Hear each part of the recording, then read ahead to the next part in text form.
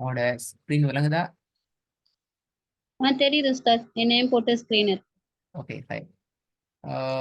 நான் கடைசியாக என்ன பார்த்தோம்? ஞாபகம் என்ன போகுது? லாஸ்டா என்ன பார்த்தீங்க? நம்ம நிறுத்துறப்ப எப்படி நிறுத்தணும் அப்படின்னு சொல்லிட்டு ஓதி கொடுத்தீங்க. நீங்க தேடி பார்த்தீங்க அப்படியா? பார்த்தேன் உஸ்தாத். நல்ல. அப்ப உங்களுக்கு அதுல எந்த ஒரு பிரச்சனையும் இல்லை, இப்படிதானே? நாங்க அடுத்த பகுதிக்கு போகலாம். சரி, ஒரே அடுத்த ஒரு பகுதி டவுட். நாங்க அடுத்த பகுதியில் நாங்க பார்க்க போற முக்கியமான விஷயம் என்னென்றால், இப்ப நாங்க ஓத போறோம் என்றால் எங்களுக்கு உண்மையில ஓதலுக்கு ரெண்டு விஷயம் எங்களுக்கு கிளியராக ஈக்கும். அப்பதான் எங்களோட ஓதல் இடையில திக்காம ஸ்ட்ரக் ஆகாம சரியான ஸ்டைல்ல ஒட்டோவா வந்து கொண்டிருக்கணும். அடுத்து நாங்க சொல்லுவோம், ஒன்று எங்களோட கண், ரெண்டாவது எங்களுடைய வாய். வாயை மூடிக்கொண்டு கண்ணால மாத்திரம் ஓதைய முடியாது, கண்ணை மூடிக்கொண்டு வாயால மாத்திரம் ஓதவும் முடியாது. இரண்டும் ஒன்றோடு ஒன்று சரியான முறையில லிங்க் ஆகினாத்தான், சரியான முறையில வடிவத்தில முறையில சரியான ஒன்றோடு ஒன்று இணைந்தால்தான் எங்களோட ஓதல் எந்த ஒரு பிரச்சனையும் இல்லாம சரியாக வரும். இது முக்கியமான விஷயம். ஒரு எக்ஸாம்பிள் பாருங்க. எனவே உதாரணத்தை பார்க்கறதுக்கு முன்னாடி நாங்கள் இன்னொரு விஷயத்தை பார்த்துக்கொள்வோம். எப்படி தொழில்படணும், இந்த கண்ணும் வாயும் என்ன மெத்தட்ல ஃபங்க்ஷன் ஆகணும், தொழில்படணும் என்கிறது. இதுல பாருங்க, கண்ணினுடைய ஸ்பீட் கொஞ்சம் மூவ் ஆகுது ஃபாஸ்டா. வாய் என்ன செய்யுது? அதை தொடர்ந்து பின்னுக்கால வந்து கொண்டிக்குது, தொடர்ந்து பின்னாடி ஃபாலோ பண்ணி வந்து கொண்டிக்குது. நாங்க தான் சொல்லுவோம், ஒன்றை தொடர்ந்து இன்னொன்று வந்து கொண்டிக்குது பாருங்க. ஒன்றை தொடர்ந்து இன்னொன்று வந்து, ஆனால் ரெண்டையும் ஒன்று சந்திக்குதா? ஒரே ஸ்டைல்ல ஒரே நேருக்கு நேர் வருதா? எங்கட வாயும் எங்கட கண்ணும் வரணுமா? இல்ல, வரக்கூடாது. கண்ணை விட வாய் முந்தையலுமா? முந்தையல. இந்த ஓர்டர் மிஸ் ஆயிடுச்சுன்னு சொன்னா எங்கட ஓதல்ல நிறைய இடங்கள்ல புதிய வசனங்களை நாங்க ஓத போற நேரத்துல நிறைய திக்குதல்களுக்கு, நிறைய குழப்பங்களுக்கு, இடையில போய் டிஸ்டர்ப் ஆகி கன்ஃபியூஸ் ஆகி தடுமாறி ஓதுகின்ற அந்த ஓதலுக்கு நாங்க உட்படுவோம். இது விளங்கிச்சா? புரியுது. இது கட்டாயம் நீங்க ப்ராக்டிக்கலா செக் பண்ணி பார்க்கலாம். நாங்களும் அதை செக் பண்ணுவோம், ப்ராக்டிஸ் பண்ணுவோம். நீங்களும் இதை செக் பண்ணி பார்க்கலாம். சரி, ஆகவே இந்த ஓர்டரை நாங்க ஒரு உதாரணத்துக்கு கூடாக பின்வருமாறு பார்க்கலாம். இப்ப இதுல பாருங்க, இந்த வசனத்தை நீங்க எடுத்தீங்க என்றால், இந்த வசனத்தை நாங்க ஓதுற நேரம் எங்களோட கண் முதலாவது என்ன செய்யும்? ஐய என்று சொல்லி பார்த்து கொண்டு வரும். பின்னாடி அது தொடர்ந்து என்ன செய்யும்? எங்களோட வாயும் அதை பிராக்டிஸ் பண்ணி கொண்டு வரும். ஈயாக்கன்னு சொல்லி கண் பார்வை நிற்காது. என்ன செய்யும்? அடுத்த நாள் என்ற இடத்துக்கு வந்துடும். அப்பதான் கேவ எங்களோட வாய் உச்சரிக்கும். அதே நேரம் எங்களோட கண் பார்வை ஃபாஸ்ட் அங்க வந்து நிக்குது, வாய் அப்பதான் ஓத ஸ்டார்ட் பண்ணுது என்றாலும் அதுலயும் நாங்க தவறு விடுவோம். மெயின் ரீசன் என்னென்றால், அடிப்படையில எங்களோட கண்ணினுடைய ரீடிங் ஸ்பீட் சரி மற்றும் ஃபாஸ்ட். ஆனால் எங்களோட வாய்ட ரீடிங் அப்படி அல்ல. வாய்ட ரீடிங்கை பொறுத்த வரைக்கும் அந்தந்த எழுத்துக்களை பேத்து தேடி பார்த்து சரியான முறையில உச்சரிச்சுட்டு வாரதுக்கு நேரம் காலம் எடுக்கும். எனவே அதுதான் இங்க உள்ள முக்கியமான பிரச்சனை.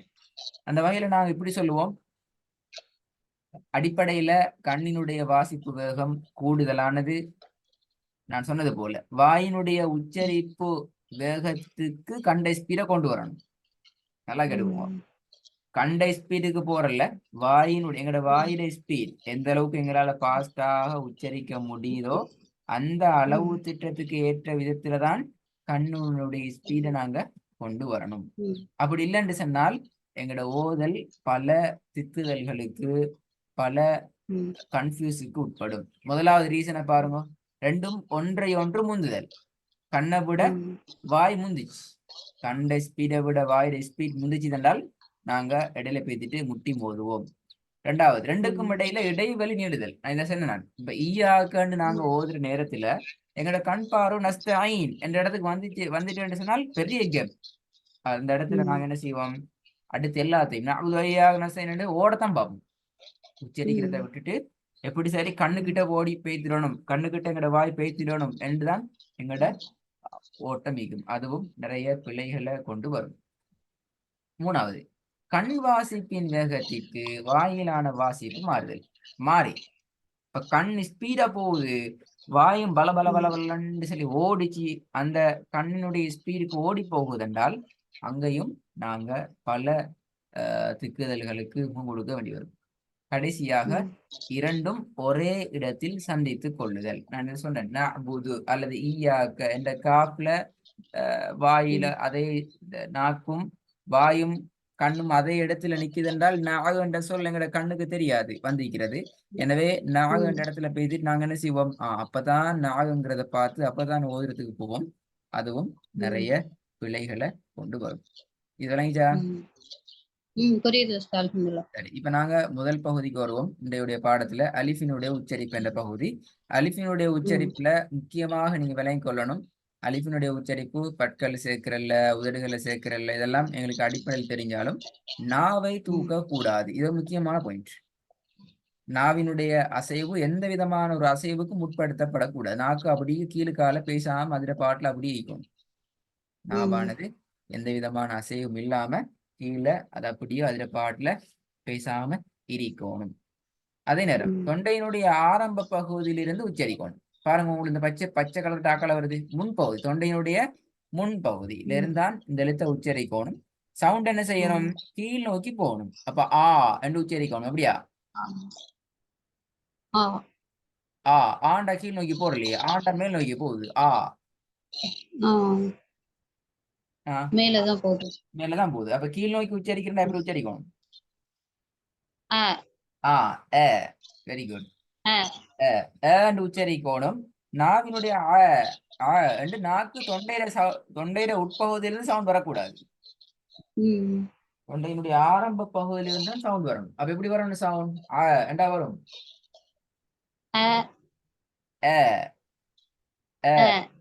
எந்த விதமா நாவினுடைய நாக்கு அப்படித்தான். நாக்க யோசிக்கப்படாது, நாக்கிட முன்பகுதி அசைக்க கூடாது என்றல்ல, தொண்டையோட வார பகுதியும் அசைக்கப்படாது. நாவினுடைய தொண்டையோடு வார பகுதியையும் நாங்கள் அசைத்தல் கூடாது. எப்படி வரணும்? சத்தம் கீழ் நோக்கி வரணும். அடுத்த முக்கியமான விஷயம், அந்த அலிஃப் என்ன ஹரக்கத் என்ன அடையாளத்தை பெற்று வந்தாலும், ஃபத்ஹா பெற்று வருதோ, லம்மாட கென்செப்டை பெற்று வருதோ, கஸ்ராட கென்செப்டை பெற்று வருதோ, அது முக்கியம் இல்லை. ஆனா அந்த அலிஃபுக்கு முன்னால வாரத்தை அந்த அலிஃபுடைய எழுத்தோட பேசிட்டு மிக்ஸ் பண்ணக்கூடாது, ஜாயின் பண்ணக்கூடாது. ரெண்டையும் சேர்த்து ஒண்டா கலந்து ஓதுறது போல. அப்ப என்ன செய்யணும், அலிஃபினுடைய உச்சரிப்பு அதுக்கு முன்னால வரக்கூடிய எழுத்தை விட்டும் தெளிவாக பிரிந்து வருதல் வேண்டும்.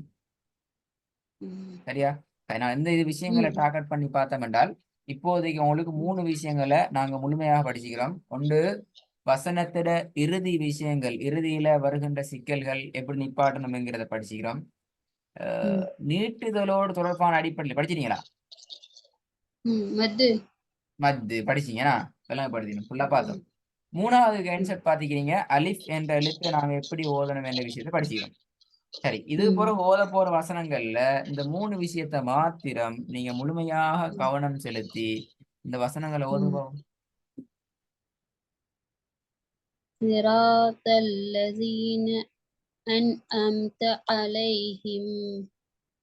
கொஞ்சம் திருப்பி போதுமா? صراط الذين أنعمت عليهم. ரெண்டாவது, وأما السائل فلا تنهر. சரி போதுங்கோள். பிழை.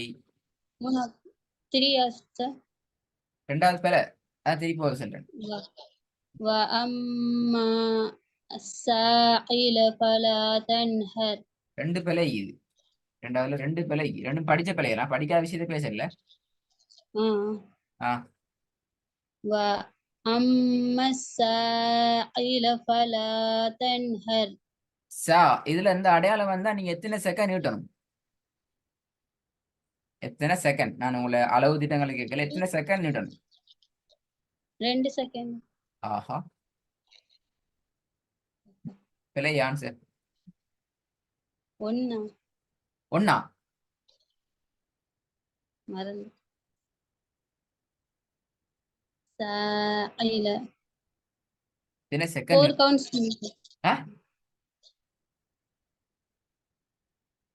தப்பா சொல்றேன். விளங்கல எத்தனை செகண்ட்? 4 counts of. விளங்கல 4 சவுண்டா? எப்படி? 4 கவுண்ட்ஸ்னு சொல்லுவாங்க அதுவா? 4 கவுண்ட், அது 4th கவுண்ட் அப்படியா?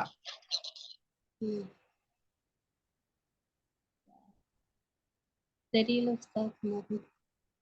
அப்ப நீங்க விஷயத்த மறந்துட்டீங்க பாத்தீங்களா? இப்பதான் நான் படிச்சுக்கணும். நான் பின்கால படிக்க எல்லாம் பின்கால தேவைப்படும். எந்த ஒன்றும் ஒன்றோட ஓதலை விட்டு தூரமாகாது. அதுக்கு முழுமையான கேரண்டி.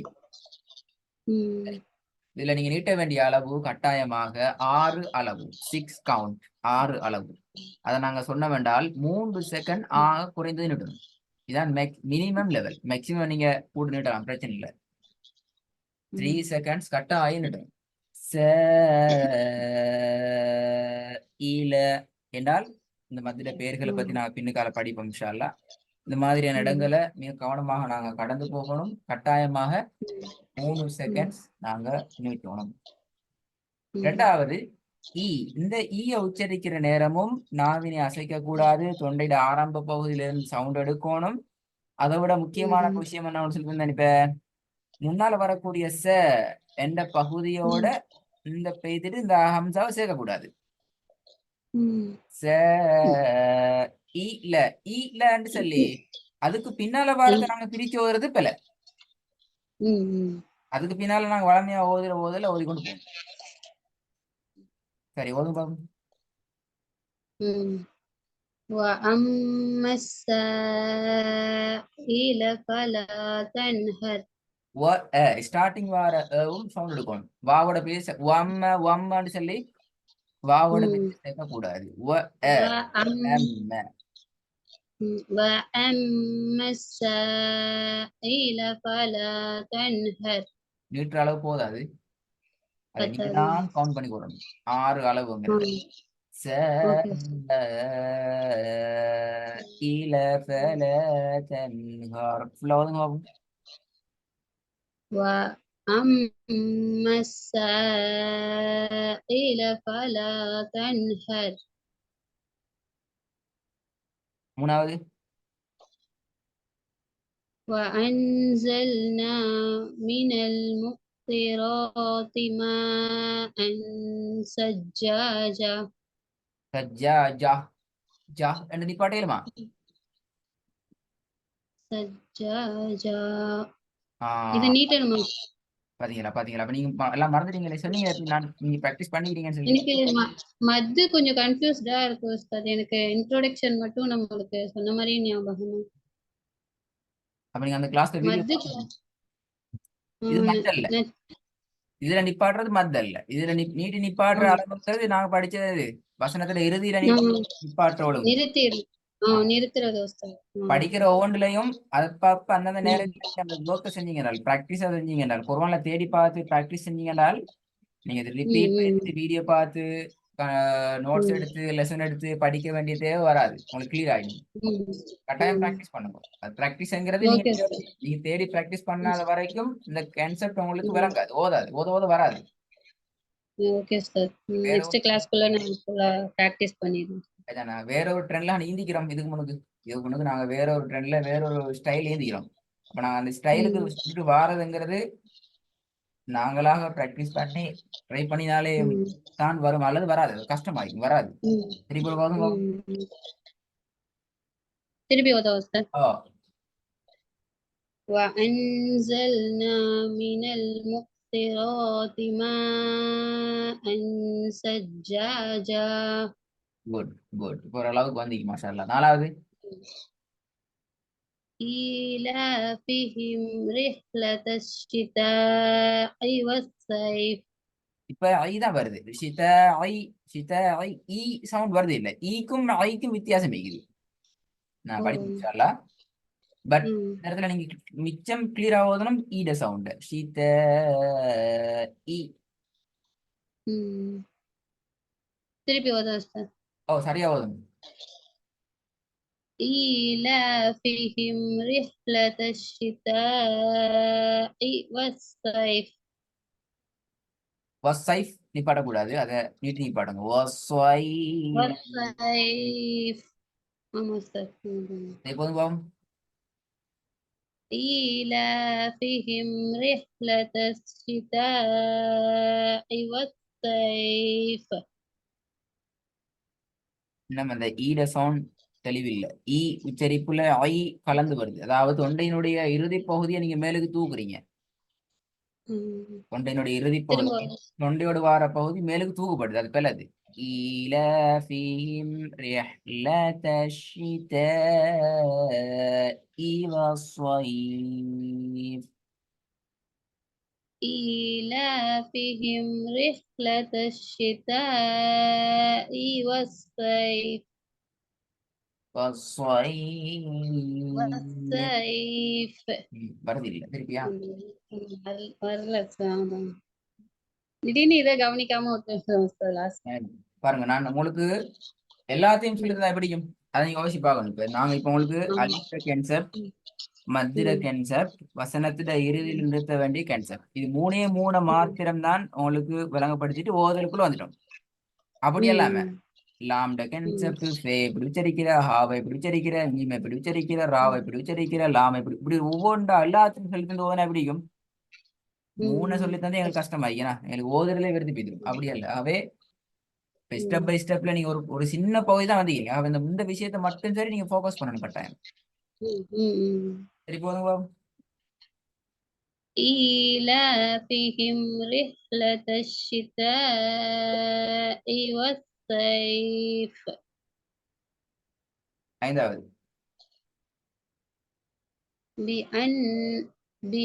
بأن ربك أوحى لها. திருப்பி திக்காம வருங்க. بأن ربك أوحى لها. good بأن ربك أوحى لها. ரெண்டு ஏவும் ஒரே டிசைன்ல வருதாங்கிறத ஃபோக்கஸ் பண்ணிக்கோங்க. இன்னும் அலிஃப் இன்னும் நான் பிராக்டிஸ் பண்ணணும்னு நினைக்கிறேன் சார். எஸ், நான் அன்றைக்கு தானே உங்களுக்கு அலிஃபை அறிமுகப்படுத்துறேன்னா இதுக்கு உங்களுக்கு சொல்லி தரலையே. இந்த முறை உங்களோட சரி நல்ல நீங்க அதை ஏற்றுக்கொள்ளீங்க. நல்ல இந்த முறை உங்களோட விஷயத்துல வந்து முக்கியமாக நீங்க ரெண்டு விஷயத்தை டார்கெட் பண்ணுங்க. ஒன்று, எப்படி நாங்க இடையில திக்காம ஓதலாம், அதுக்கான மெக்கானிசம் என்ன, அதை நீங்க தேடி பார்க்கணும். உங்களுக்கு அறிமுகம் இல்லாத வசனம் ஒன்று எடுத்தா நீங்க திக்காம ஓதுறதுக்கு என்ன செய்யலாம். இந்த பாடத்துல கிளாஸ் நோட்ஸ்ல அதிகுது பெஸ்ட் பாயிண்ட் தான் விளங்கப்படுத்திக்கிறேன் எப்படி நாங்க திக்காம ஓதுறது. ரெண்டாவது, இந்த ஸ்லைடு உங்களுக்கு ஒரு போட்டோ அவங்களோட வாட்ஸ்அப்புக்கு வரும். நீங்க என்ன செய்யணும் என்றால் ரெக்கார்டை கவனமா கேட்டு இந்த 5 வசனங்களிலும் இருக்கிற நீங்க விடுகின்ற பிள்ளைகள் எல்லாத்தையும் கவனமா திருத்தணும். ஓதி பழகி திருத்திட்டு இன்ஷா அல்லாஹ் வாட்ஸ்அப்பால எங்களுக்கு நீங்க ஒவ்வொரு வசனத்தையும் ஒவ்வொரு வாய்ஸ் ரெக்கார்ட்ல ஓதி அனுப்பணும். உடனே எடுத்த உடனே ஓதி அனுப்ப வேணாம். அழகா நிதானமா இருந்து ரெக்கார்டை கேட்டு அதுல உள்ள பிரச்சனைகள் எல்லாத்தையும் நீங்களாக விளங்கி பிழை இல்ல என்று நீங்க கன்ஃபார்ம் பண்ண போறதுக்கு இன்ஷா அல்லாஹ் ஒவ்வொன்றையும் ஓதி அனுப்பணும். நான் திருத்தும் இன்ஷா அல்லாஹ். நல்லமா நீங்க அனுப்புங்க. நாளைக்கு அனுப்பலாம். நாளைக்கு நாள் உங்களோட நாள் தான். நீங்க அனுப்பி கொண்டு நல்லா.